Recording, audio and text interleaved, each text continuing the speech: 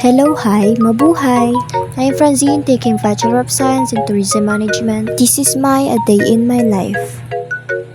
Wala nga po pala kaming pasok ngayon. Kagigising ko nga lang po pala niyan. Kakatapos lang talaga ng exam namin tapos bakasyon na naman. Bakasyon lang, bakasyon na ulit. So dahil wala akong magawa ngayon, samahan niyo na lang ako sa aking gagawin buong araw. Huwag niyo na po palang pansinin yung nasa taas. Magulo pa kasi kararating lang namin. Di pa kami masyado nakakapaglinis. Oo nga pala, baka tanungin niyo kung may kasama ako dito. Meron po, may kasama po ako dito. Umalis po kasi siya, may pinuntahan. May bibilin po ata. So anyways, samahan niyo na lang ako sa aking gagawin ngayong buong araw. Pagkagising ko nga po pala kaganina, nag-unat-unat ako ng aking katawan. Di ko na lang po pinakita sa video kasi masyado nang mahaba. Isa rin po ba kayong college student? Yes, kaway-kaway naman tayo dyan mga college student. Parang tanga no, magbubukas ng kurtina tas bukas naman ng ilaw. O ayan, dahil nagparinig ako, papatay niya yung ilaw, tinan nyo. O diba? So dahil may natin na pa naman akong pagkain kagabi, iinit ko na lang siya mamaya. Pero ngayon, maghilamos muna ako. Tara! Isa rin ba kayo na pagkatapos maligo naglalaban ng underwear? Gawain ko na talaga yun na maglaban ng underwear kada ligo. Wala nga po pala akong masyadong kasama dito sa dorm kasi sila mga nasa probinsya pa nila. Medyo napaagap lang talaga kami, excited eh. Ayan, pinas forward ko na, masyado na kasing mahaba eh. Marami nga pala kami dito sa dorm. Siguro mga nasa 20 kami. Madami no? Crowded na masyado. Kaya nga nagbabala kami ng kasama ko na lumipat na lang ng apartment. Yung kami-kami lang sana. Kasi dito madami. Ang hirap kumilos, ang hirap din sumiyar. Makapila palagi, kailangan mo munang maghintay bago ka makapag-CR, bago ka makaligo. Bago mo gawin yung mga kailangan mong gawin bago pumasok. Pagpasensyaan nyo na yung ingay, umuulan kasi kanina. Tapos ngayon, hindi na. Bago-bago. Ano ba yan? Ganyan din ba kayo maghilamos? Yung ikukuskus mo siya sa panguskus ba yan? Ang tawag dyan? Di ko alam. Baka naman mag-react kayo kasi ang diin ang kuskus ko. Hindi madiin yan ah. Smooth yan. Smooth. Charot. So anyways, ayan, tapos na akong maghilamos dyan. Heto na naman po ako sa mag-iisip na naman ng gagawin ko. Lumabas nga po pala ako kaganina at bumili ako ng langis at mga tumas para sa usawan at syempre para paluto kasi wala na kaming stock na oil. So syempre bago ako magluto, magwawalis muna ako.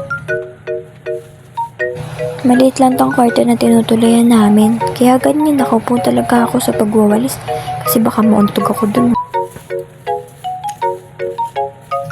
Story time muna tayo habang iniintay siyang magtapos magwalis.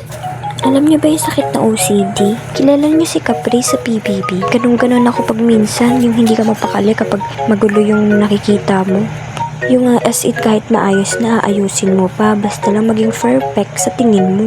Napakahirap magkaganon. Kasi pag minsan question ka ng ibang tao eh. At isa pa, hindi lang sa arrangement yung akin. Minsan kapag nakakita ako ng mabibilang, like example, yung mga stairs, Yung mga bakod-bakod. bibilangan at bibilangan ko talaga siya kung ilan. Kaya talaga napakahirap ng may OCD. Kasi pag minsan nawawala din ako sa focus. So anyways, nandiyan na nga po pala ako sa kusina. Mag-iinit kasi ako ng mga tira namin kagabi. Kita nyo ba yan? Ang kalat no? Maglilinis pa talaga ako dyan bago ako magluto. Ay hindi, mamaya na lang siguro. Magagayat muna ako ng bawang, magluluto muna ako. Magpa-fried rice nga po pala ako at mag-iinit ako ng chicken na tira ko kagabi. Kagigising ko nga lang po pala niyan. Hindi na ako nakapag-video pagkatapos ko magluto. Nalobat na rin kasi itong cellphone ko kaya chinarge ko. At pagkatapos kumain na ako. Hindi ko na binidyo kasi umidlip din ako pagkatapos ko kumain. Magpe-prepare muna nga po pala ako ng susuotin ko. Alam niyo mga hirap sa babae. Yung kapag maliligo, nahihirapan maghanap ng damit na susuotin. Ganun, naku. Diyos ko. Hirapan talaga ako mamili ng susuotin ko. Pero anyways, ayan, dahil nakapili na ako ng susuotin ko, maliligo na ako.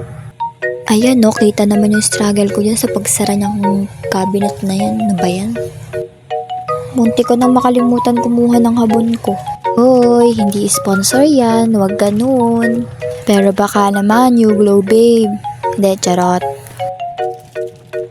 Fast forward, natapos na akong maligo. Ayan, syempre kahit gabi na, magpapahid pa rin ako ng sunscreen ko. Wala, everyday use ko na talaga yan. Kahit gabi, umaga, or ano man. Kung saan man ako pumunta, yan ang lagi kong gamit. Hehe, sumasabit pa. Ang hirap palang mag-edit, no? First time ko lang to. My God.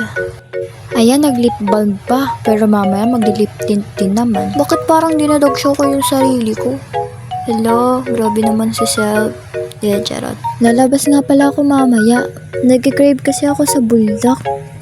Noon ko pa man siya cravings yung nasa amin pa ako. Kaso walang ganun sa amin eh. Syempre, province. Alam niyo, usually dito sa amin, puro na lang kami bili, hindi na kami nagluluto. Nakakatamad kasi minsan. So anyways, ayan, naglalakad na ako papuntang labas. Actually, super lapit lang talaga niya. Yun yung ikinaganda dito sa dorm namin. Malapit sa school, malapit sa bilihan. Hindi mo na kailangan mamasahe pa. Okay, nandito na ako sa loob ng Alphamart. Yes naman, anong mukha yan? Hanapin ko lang muna yung Buldak Station na yun. Oh, here, dito pala. Ayar, nakakuha na ako. Kuha naman tayo ng cheese. Bibili pa sana ako ng seaweeds kaso mahal, hindi kaya ng budget ko. Kaya ito na lang na brand na to. Bibili pa pala ako dyan ng cookies. Binabalik-balikan ko talaga tong cookies na to. Ang sarap kasi. Ayan, namili pa ako. Yung nasa unahan kasi durog. So tara na, ipa-counter na natin to. Ayan, nakabili na ako. Pauwi na pala ako dyan. O diba, ang bilis. Fast forward ko na. Nandito na agad ako sa dorm namin. Alam nyo, ang ganda talaga kapag kakaunti lang. Sobrang linis sa paligid. Tingnan nyo naman, oh, ang linis. Pero kasi kapag madami kami dito, ang gulo talaga niyan. Sobrang dumi. Lalamog. Hindi, charot. Uy, pa-cute. So, ayan guys, samahan nyo ako magluto.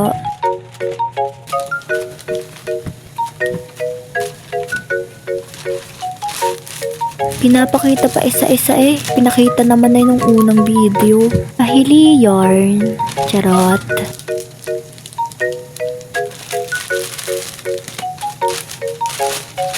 Ayan guys, nagpapainit na pala ako ng tubig dyan. And syempre, isasalang na natin yung noodles. First time ko lang talaga magluto nito. Kaya hindi ko sure kung ilalahat ko ba mamaya yung sauce or no. Or ewan. Pero sa mga napapanood ko kasi half lang.